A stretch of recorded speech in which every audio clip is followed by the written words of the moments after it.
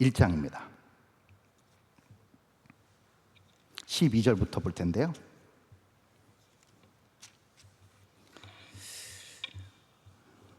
야고보서 1장 12절로 18절까지의 말씀입니다. 12절부터 17절까지 제가 읽고 마지막 18절 합독합니다. 시험을 참는 자는 복이 있나니 이는 시련을 견디어낸 자가 주께서 자기를 사랑하는 자들에게 약속하신 생명의 면류관을 얻을 것이기 때문이라.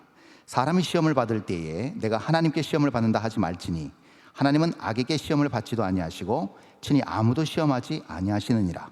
오직 각 사람이 시험을 받는 것은 자기 욕심에 끌려 미혹됨이니 욕심이 잉태한즉 죄를 낳고 죄가 장성한즉 사망을 낳느니라. 내 사랑하는 형제들아 속지 말라. 온갖 좋은 은사와 온전한 선물이 다 위로부터 빛들의 아버지께로부터 내려오나니 그는 변함도 없으시고 회전하는 그림자도 없으시니라. 다 함께 18절에 있습니다. 그가 그 피조물 중에 우리로 한 첫 열매가 되게 하시려고 자기의 뜻을 따라 진리의 말씀으로 우리를 낳으셨느니라. 아멘.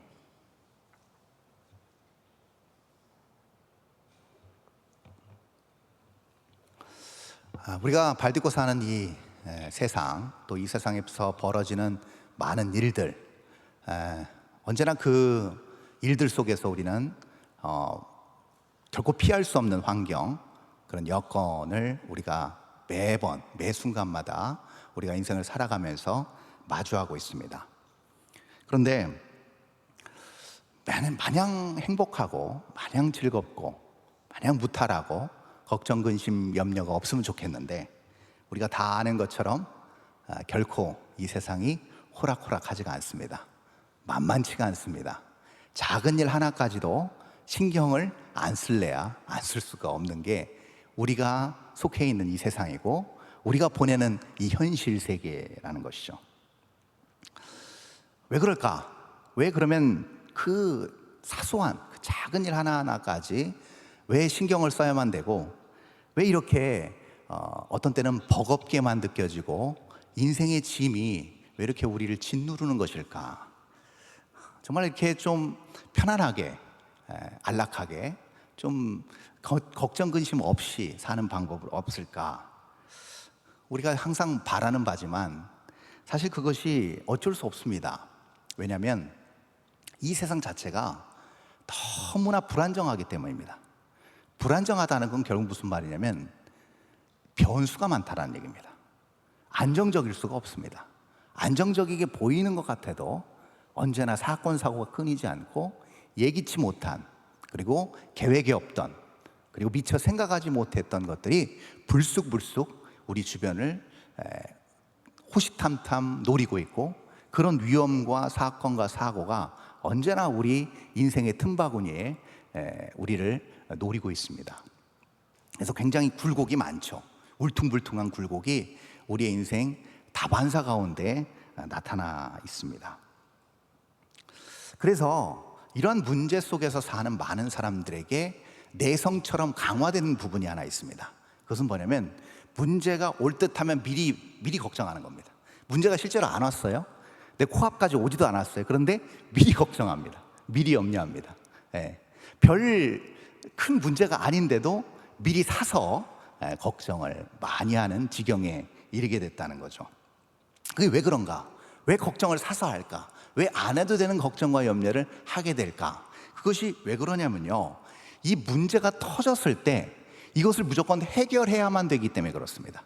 경제적 문제, 또 가정의 문제, 또한 직장의 문제, 관계의 문제, 건강의 문제, 이 모든 것들이 우리 앞에 다가올 때마다 우리는 그것을 반드시 해결해야만 되기 때문에 그렇습니다. 왜냐하면 그 문제는 계속해서 우리를 압박할 것이고, 그 문제 자체가 계속 불거져 있을 때 우리의 행복과 우리의 안정과 우리의 평안을 앗아갈 것이기 때문입니다. 그래서 사람들은 문제에 앞서서 걱정도 하지만 문제에 당면했을 때 그 문제를 바라보는 자세는 어떠한가? 매번 해결하고 보자, 일단 피하고 보자, 이 두 가지 반응을 전형적으로 나타낸다는 것이죠. 저와 여러분도 예외가 아닐 것입니다. 문제 부담스럽습니다. 만나고 싶지 않습니다. 그래서 언제나 그 문제가 왔다 하면 돌파하든지 넘어야 되든지 아니면 문제를 피해서 도망가야 되든지 이런 해결책을 낼 수밖에 없다는 것이죠.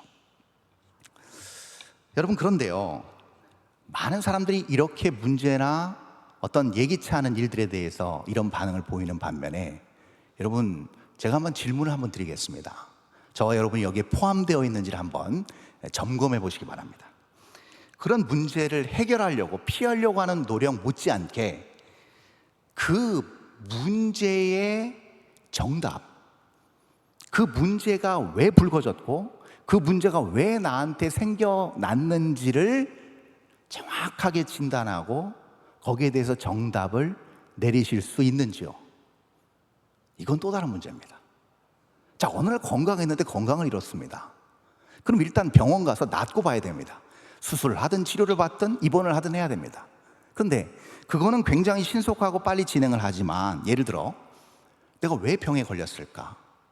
그리고 이 병에 걸린 이유는 무엇이며 이것이 나에게 주는 삶의 의미와 변화와 이것을 통해서 내가 얻는 유익은 무엇일까를 생각하는 사람은 그렇게 많지 않습니다.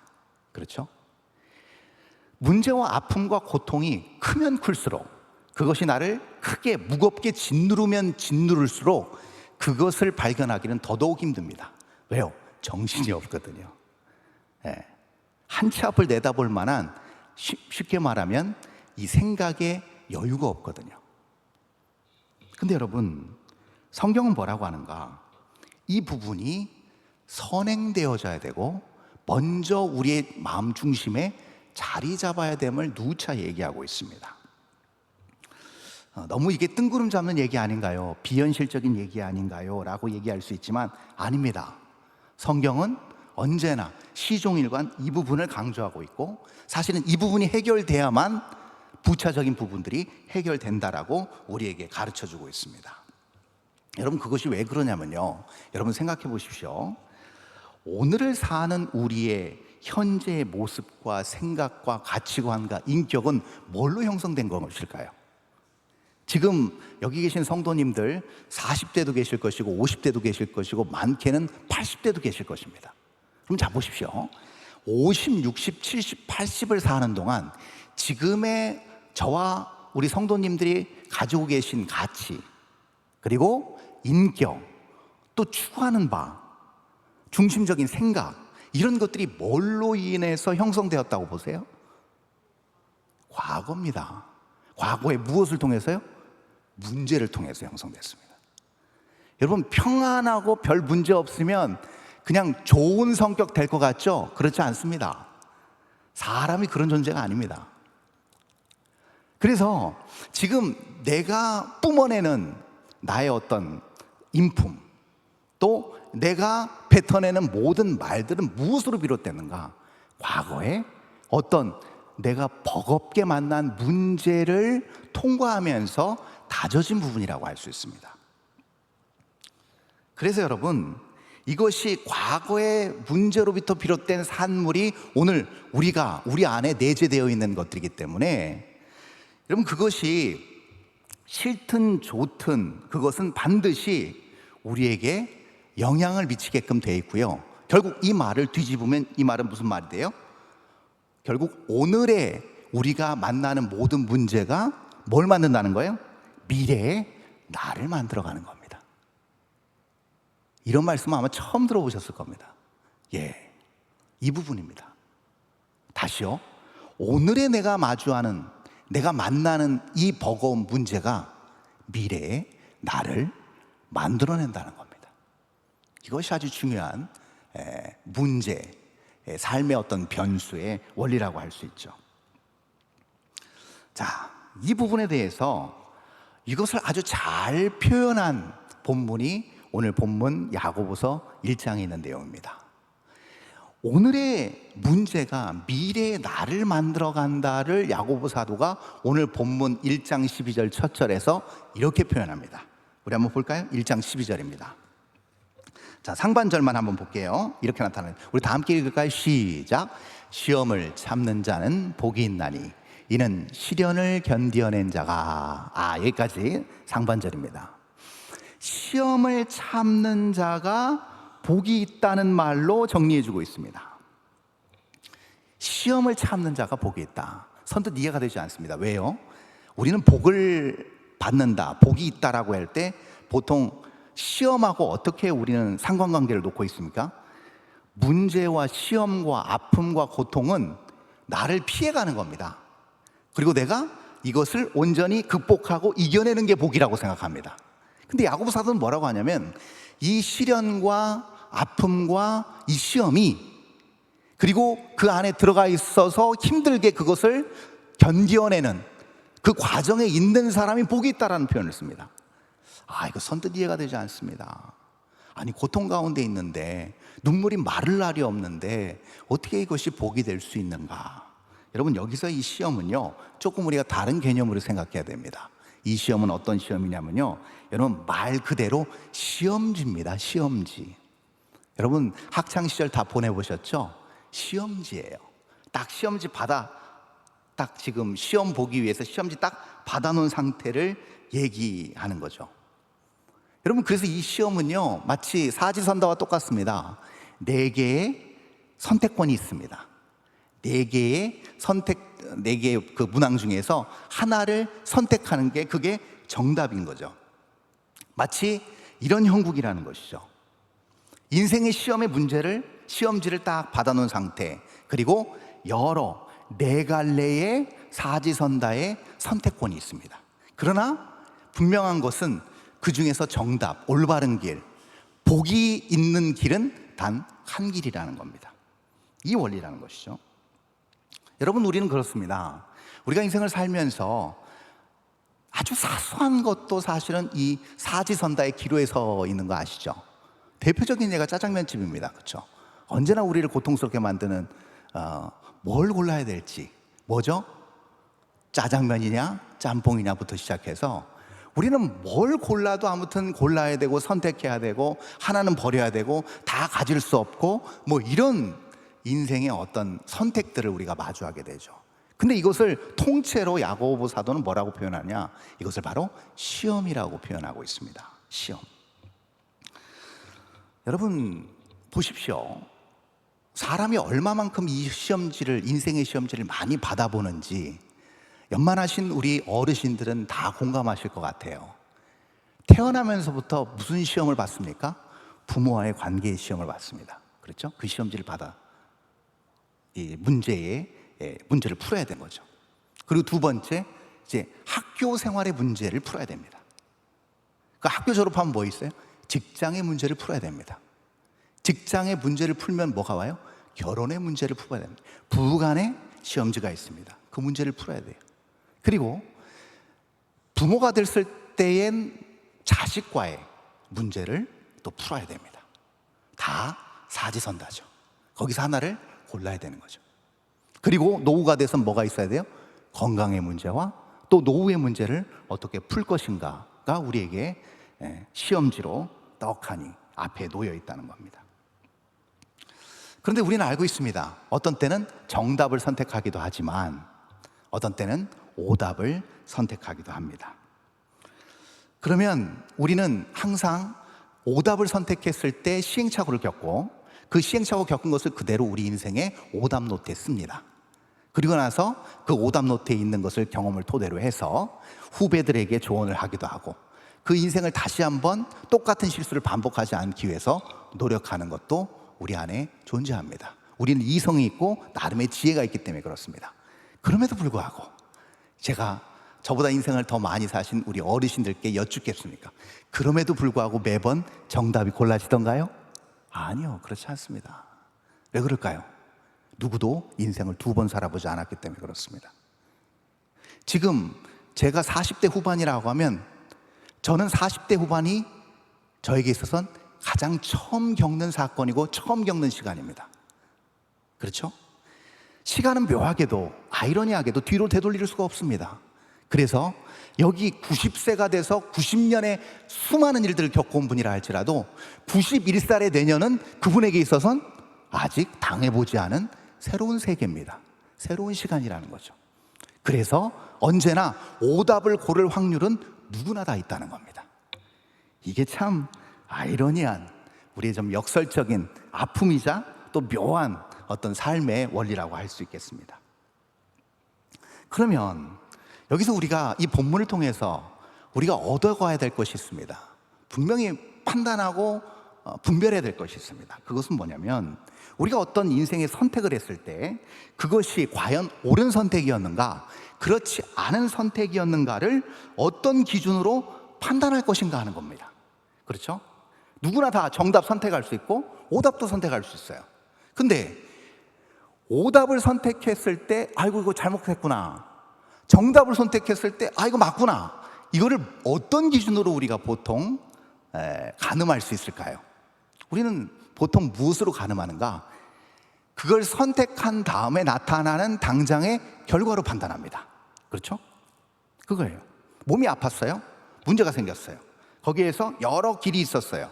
여러 선택의 길이 있었는데 누가 용하다는 약을 하나 소개해 줬어요. 나도 약국에 가서 그 약 한번 먹어봐야지 해서 먹었어요. 나았어요. 좋은 선택이에요. 좋은 결과를 얻은 거예요. 맞죠? 그래서 어떤 일이 됐든지 간에 좋은 결과를 얻으면 그것은 좋은 선택이 되는 겁니다. 모두 다 그렇게 판단을 하고 있습니다. 과연 그럴까요? 자, 오늘 본문 아까 읽었던 우리가 12절 읽었죠? 첫 절 12절 하반절을 한번 보겠습니다. 야고보 사도가 뭐라고 하는지 우리 다 함께 읽겠습니다. 시작. 주께서 자기를 사랑하는 자들에게 약속하신 생명의 면류관을 얻을 것이기 때문이라. 아멘. 자, 아까 뭐라고 그랬습니까? 시험을 견디는 자, 시험을 받는 자가 복이 있다는 이유가 뭐 때문이라는 거예요? 뒤에 하반절 띄워주시겠어요? 약속하신 생명의 면류관을 얻을 것이기 때문에 복이 있다라는 겁니다. 자, 성경은 전혀 다른 얘기를 하고 있습니다. 병이 나아서 그것이 옳은 선택이었다? 경제적 빈곤과 어려움이 있었는데 이걸 했더니 경제적으로 회복됐다? 그럼 이것이 좋은 결과다? 라고 얘기하지 않습니다. 성경은 뭘 얘기하고 있습니까? 생명의 면류관을 얻을 것이기 때문이다. 이것이 약속되어 있기 때문이다. 그래서 복을 받는다라고 지금 야고보 사도는 얘기하고 있는 겁니다. 자, 그럼 여기서 우리는 뭘 알 수 있습니까? 지금 오답과 정답을 판별하는 기준은 뭐예요? 당장에 나타나는 결과가 아님을 알 수가 있어요. 이것이 매우 중요합니다. 우리가 원하는, 우리가 바라는 결과를 얻었다고 해서 그것이 반대로 정답이지 않을 수도 있다는 겁니다. 그렇죠? 정말 원하는 대로 해가지고 사람들 도움 얻어가지고 원하는 대로 뭔가를 성취했어요. 문제를 뚫고 해결했어요. 근데 그것이 정답이 아닐 수도 있는 겁니다. 그럼 뭘까요? 분명히 말씀합니다. 면류관을 얻을 것이라는 미래형에 우리가 집중해야 됩니다. 그러면 무엇을 놓고 우리는 우리의 삶이 정답이라고 정의할 수 있는가? 그 근거는 무엇인가? 지금 당장 현재에 있지 않다라는 겁니다. 현재의 상황과 모습만 보고 절대로 저 사람이 복을 받았다, 또 저 사람이 인생에서 옳은 판단을 하고 좋은 결과를 얻었다라고 섣불리 얘기할 수가 없는 겁니다. 정확하게 원문에서도 면류관을 얻을 것이라는 미래형으로 되어 있습니다. 그럼 결국 무슨 얘기예요? 정답은 무엇과 연결되어 있는 겁니까? 미래에 얻을 생명과 연결되어 있습니다. 마지막 미래에 완성될 생명을 언급하고 있는 겁니다. 지금 야고보는 전혀 다른 이야기죠. 만약에 모든 사람들이 생각할 때 이건 잘못된 판단이야, 잘못된 결과를 얻었어, 안타깝다, 그런 상황이라 할지라도 그 문제에 직면했고 그 문제를 지나간 사람이, 문제를 당한 사람이 그 모든 생각과 중심이 어디와 연결되어 있다면, 나에게 주어질 불변의 약속인 생명과 연결되어 있다면 여러분, 그 사람은 정답을 고른 겁니다. 이것을 야고보 사도가 얘기하고 있는 겁니다. 매우 중요한 얘기를 하고 있는 것이죠. 자, 그렇다면 지금 이 테스트, 우리가 받아든 이 인생의 시험지를 100점 맞았는지 아니면 90점 맞았는지, 정답을 잘 골랐는지, 그럼 우리는 어떻게 당장 알 수가 있을까? 좀 막연하잖아요. 그렇죠? 생명의 먼 미래의 면류관, 마치 우리 사후에 얻을 것 같은, 예수님이 직접 씌워주실 것 같은 그 면류관, 너무나도 좀 모호합니다. 그러면 지금 당장, 지금 사는 이 현실에서 우리가 그러면 내가 고른 이 길이 정답인 걸, 바른 것을 어떻게 할 수 있을까? 그것이 바로 뒤에 13절에 나타나 있습니다. 우리 한번 13절 볼까요? 이렇게 나타나 있죠. 13절, 사람이 시험을 받을 때 내가 하나님께 시험을 받는다 하지 말지니 하나님은 악에게 시험을 받지도 아니하시고 친히 아무도 시험하지 아니하시느니라. 여기에 중요한 키워드 하나가 숨어 있습니다. 그것이 무엇일까요? 하나님은 무엇에게 시험을 받지 않으신다고요? 악에게 시험을 받지 않으신답니다. 여러분, 여기서 악이라는 것이 키워드입니다. 이 말은요, 결국 무슨 말이냐면 하나님은 악에게 시험을 받지도 아니하시고 동시에 악한 의도로 시험을 하지 않으신다는 얘기입니다. 이게 아주 중요하던 거죠. 우리 종종 이럴 때 있잖아요. 하나님 이해되지 않아요. 왜 저에게 이런 아픔과 시련, 이런 문제가 왔나요? 이럴 수 없다라는 겁니다. 왜요? 하나님은 악한 의도로 시험을 우리에게 허락하지 않으신다는 겁니다. 여러분, 여기서 정확하게 그럼 악한 의도가 뭔지를 우리가 이해해야 됩니다. 이 악하다는 말은요, 헬라말 원문에는 까꼬스란 말입니다. 근데 이 까꼬스의 원래 뜻이 뭐냐? 이겁니다. 무가치하다는 뜻입니다. 쉽게 말하면 적절하지 않다는 겁니다. 여러분, 이것이 결국 무슨 말이냐? 이겁니다. 성경에서는요, 정확한 기준은 무엇을 전제로 한 기준이어야 되냐면 인간의 생각과 인간의 경험과 인간의 지혜에 기반을 두지 않는 기준, 하나님의 기준을 얘기하고 있습니다. 왜요? 인간은 유한하기 때문입니다. 그리고 인간은 모든 것을 다 할 수 있거나 다 알지 못하기 때문입니다. 그러면 그 영원부터 영원까지 계신 알파 오메가 되신 하나님께서 기준을 정해 주시는데 그 기준은 악의가 없는 기준이기 때문에 우리에게 가장 적합한 기준이 된다는 것을 성경이 얘기하고 있는 겁니다. 그것이 바로 악으로 시험을 당하지도 않고 그 악으로 시험을 하지도 않으신다는 이 말 속에 담겨 있는 내용입니다. 여러분, 예를 들어서 이겁니다. 아이가 처음 태어나면 처음부터 돼지갈비 던져줄 수 있습니까? 너 먹어봐. 이빨도 없는데 못 먹습니다. 그러면 아기는 뭘 먹어야 돼요? 모유를 먹어야 됩니다. 그럼 모유 먹고 나서 뭐 먹어야 돼요? 이유식 먹어야 돼요. 그렇죠? 이유식 먹고 나서 이제 서서히 음식을 조금 더 단단하게 일반적인 성인식을 할 때까지 몇 년의 시간이 걸립니다. 그렇죠? 근데 생각해 보십시오. 아무리 맛있는 음식이라 할지라도 아직 씹지 못하는 아이에게 그 음식은 까꼬스한 겁니다. 즉 다시 말해서 무가치한 겁니다. 적합하지 않은 것입니다. 이 원리입니다.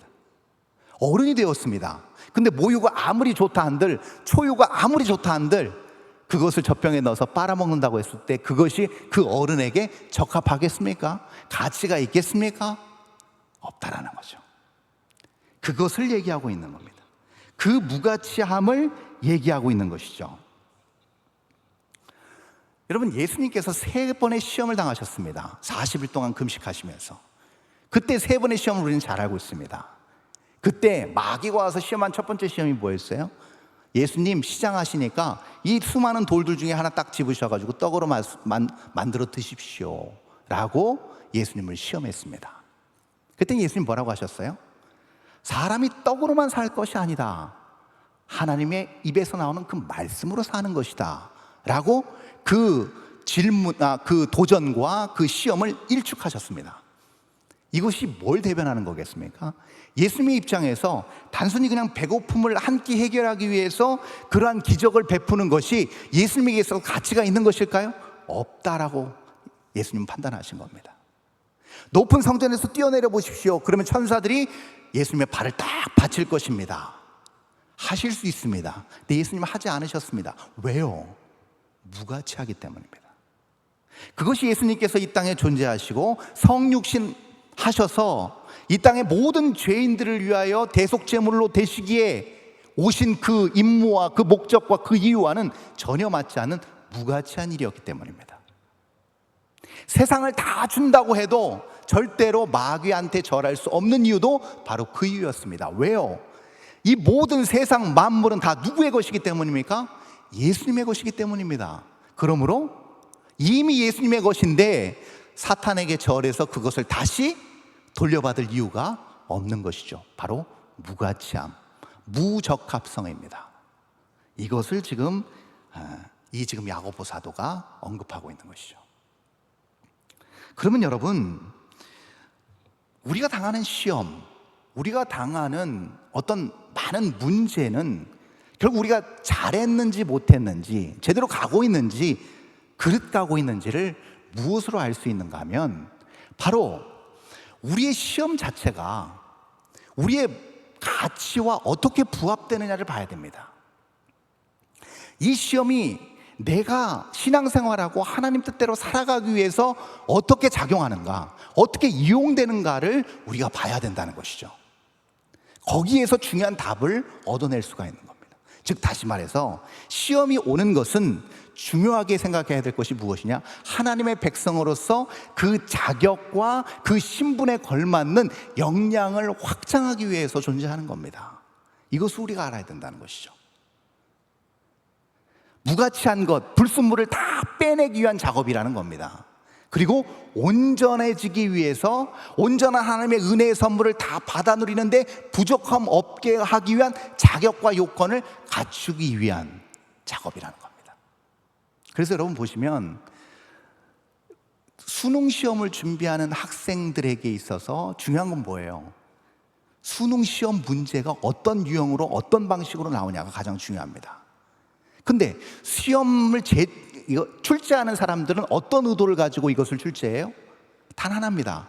대학 수학 능력 시험입니다. 말 그대로 뭐예요? 이 사람이 대학에 입학했을 때 그 대학의 모든 교과 과정을 따라갈 수 있는지를 테스트하는 겁니다. 즉 다시 말해서 역량을 테스트하는 겁니다. 자, 생명의 면류관이 약속되어 있습니다. 우리는 무조건 그 생명의 면류관을 받을 것입니다. 말 그대로 무조건적인 선택과 은혜였기 때문입니다. 불가항력, 그 어떤 것도 중간에서 이것을 방해할 수 없습니다. 우리는 갑니다. 그러나 중요한 것, 하나님은 우리에게 그 놀라운 은혜를 주심과 동시에 또 하나의 하나님의 빼놓을 수 없는 속성이 하나 있습니다. 그것은 공의로운 속성입니다. 그 공의로운 속성은 무엇을 우리로 하여금 만들게 하는가?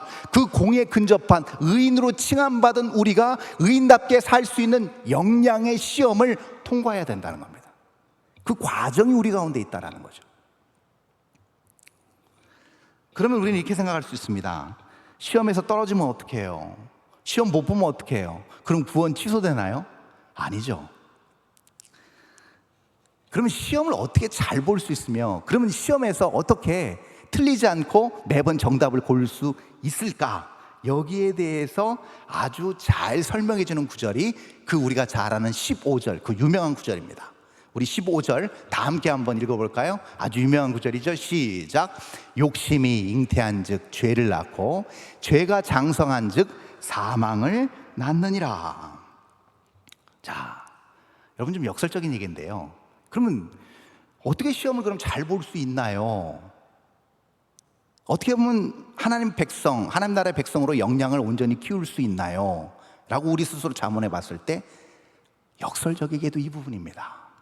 여러분, 수능 시험을 잘 보는 우등생들의 전형적인 특징이 뭘까요? 공통된 특징, 그거는 뭐냐면요, 문제 출제자의 의도를 파악한다는 겁니다. 왜 문제 출제자가 문제를 냅니다. 근데 의도를 압니다. 아, 이렇게 문제를 접근해야 되겠구나라는 것을 바로 파악합니다. 예. 그래서요, 공부를 잘하는 아이들이 문제 출제자의 의도를 제대로 파악하는 이유가 무엇이냐면요, 이거예요. 공부를 잘하는 아이들은 내가 지금 뭐가 부족한지를 압니다. 수학의 어떤 부분에서 부족한지를 압니다. 과학의 어떤 부분에서 부족한지를 압니다. 자기의 부족한 부분, 아직도 내가 다 알지 못하는 부분들을 정확하게 꿰뚫고 있습니다. 다시 말해서 자기 자신을 너무나도 잘 알고 있습니다. 자기 자신의 부족한 부분, 연약한 부분, 메꿔야 되는 부분, 보완해야 될 부분들을 너무나도 완벽하게 잘 알고 있기 때문에 자기가 필요한 것을 정확하게 파악하고 있습니다. 필요한 것을 정확하게 파악하니까 문제 출제의 유형을 정확하게 알고 출제자의 의도 또한 파악할 수 있게 되는 것이죠. 그러니까 문제를 풀면 오답이 나올 확률이 굉장히 적습니다. 같은 원리입니다, 여러분. 지금 이 15절 이 유명한 말씀은 이거예요. 우리에게 전혀 근거가 없다라는 거예요. 우리 스스로 역량을 키울 만한 여지가 전혀 없다라고 얘기하고 있습니다. 욕심이 잉태했다는 건 무슨 얘기일까요? 이 욕심은요, 또 다른 말로 표현하면 desire, 욕망입니다. 근데 그 욕망이 죄로 인해서 뒤틀렸습니다. 죄로 인해서 하나님과 멀어지는 타락의 결과물로 나타났습니다. 그래서 모든 인간, 모든 자연인의 욕망은 뭘 추구합니까? 하나님과 점점점 멀어지는 것을 추구합니다. 하나님과 점점점 대적함을 추구합니다. 거짓과 시기와 질투와 분노와 미움으로 점철된 삶을 삽니다. 그게 인간, 자연인, 죄인의 모습입니다. 그렇게 결합한 욕망과 결합한 결과물이 뭐예요? 죄라는 겁니다. 그리고 그 죄가 가만히 있지 않습니다. 점점점 장성해서 사망에 이르게 됩니다. 장성했다는 말은 단순히 자란다는 것 플러스 뭐가 있을까요? 마치 물처럼 어느 구석이라든지 다 스며든다는 얘기입니다. 빈틈없이 곳곳에 다 집요하게 스며들고 그것이 크게 확장되고 견고해지게 자리를 잡는다는 겁니다. 그것을 얘기하고 있는 것이죠. 그 현실이 바로 우리가 당한, 우리가 인생에서 겪는 우리의 비참한 죄인의 모습이라는 겁니다. 이것을 15절에서 정확하게 지적하고 있습니다.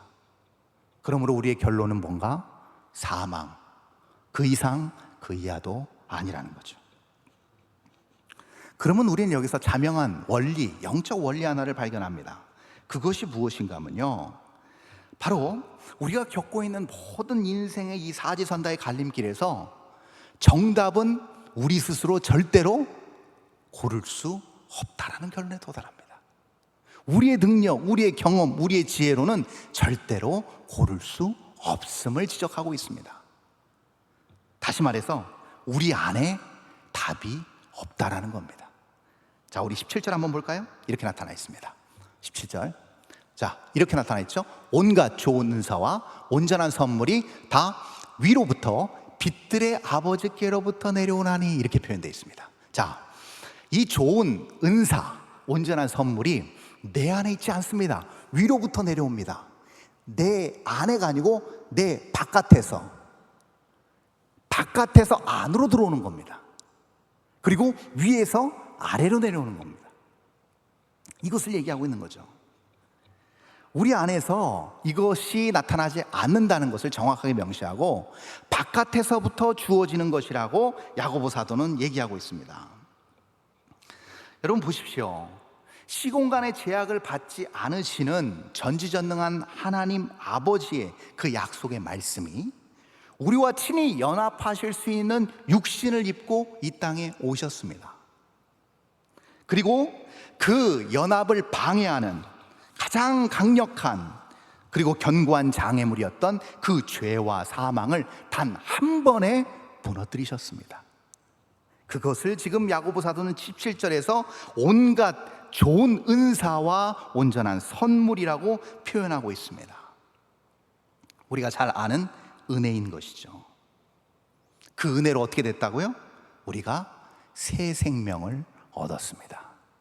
속성부터, 즉 다시 말해서 우리의 전체적인 성질과 우리의 사고와 우리의 인격과 우리의 가치관이 송두리째 바뀌는 현상을 경험했다는 겁니다. 이것을 오늘 본문 마지막 절에서 야고보 사도가 이렇게 표현하고 있습니다. 우리 다시 한번 18절 다 함께 읽을까요? 시작.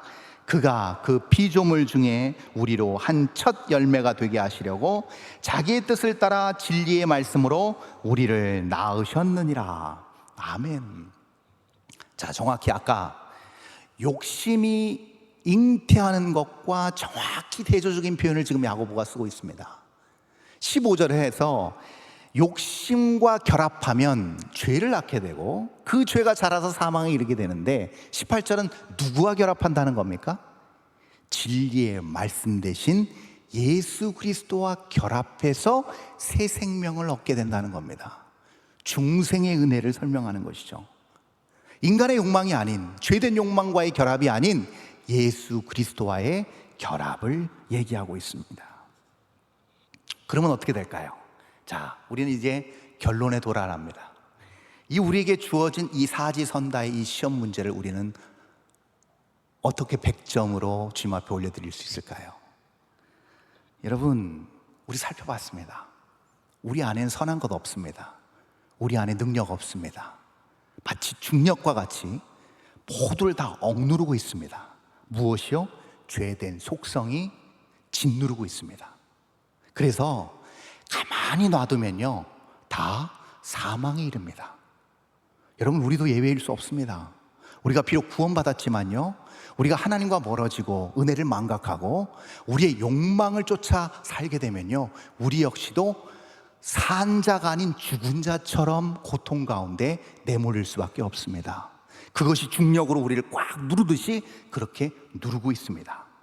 그런데 우리가 잘 아는 이사야서 40장 마지막 절에서 이사야 선지자가 이것을 완전 반전시키고 역전시키는 멋들어진 말씀으로 예언했습니다. 그게 무슨 말씀이에요? 주를 앙망하는 자는 어떤 힘을 얻는다? 새 힘을 얻나니 독수리 날개쳐 올라감 같을 것이요 다름질하여도 곤비치 않을 것이요 걸어갈지라도 피곤치 아니할 것이다. 이 우리가 너무나도 좋아하는 이 말씀을 이사야의 입술을 통하여 하나님께서 주셨습니다. 수고하고 무거운 짐진 자들, 중력처럼 그 죄성이 우리를 다 평생 누르고 있는데 그 죄성 그대로 가지고 나한테 오라는 겁니다. 내 안에 거하라는 겁니다. 그럴 때 완벽하게 가볍게 씻은 듯이 깃털처럼 독수리 날개쳐 올라감 같이 너희를 품고 비상할 것이라고 우리 하나님께서 약속해 주시는 것입니다. 그러므로 우리에게 주어진 한 가지 단 하나의 우리 중심의 마음가짐은 단 하나입니다. 그것은 무엇인가? 우리의 손을 펴는 것입니다. 주님, 없습니다. 못합니다. 이제 주님밖에 없습니다. 주님께 의지합니다. 나와 함께 거하여 주옵소서. 매 순간에 우리의 사지선다의 그 갈림길에 있을 때마다 그때마다 우리가 놓치지 않고 하나님 앞에 부르짖어야 될 이 기도의 제목은 무엇인가? 하나님, 저는 아무것도 아닙니다. 언제나 발 헛디뎌서 무릎 까질 수밖에 없는 무능하고 연약한 주님을 의지할 수밖에 없는 어린아이와 같은 존재입니다. 하나님, 저를 오늘도 붙들어 주십시오. 거룩한 하나님의 백성과 그 나라의 의인으로 삼아 주십시오. 나를 인도해 주십시오. 라는 그 고백이 우리의 남은 그 평생 동안 떠나지 않고 그것을 통해서 우리가 발딛고 사는 그 땅이 온전히 하나님이 직접적으로 통치하시는 놀라운 의의 열매가 풍성하게 깃들여지는 아름다운 하나님 영역, 선한 영역, 기쁨의 영역이 될 수 있기를 간절히 바라고 바랍니다. 이 시간 우리 다 함께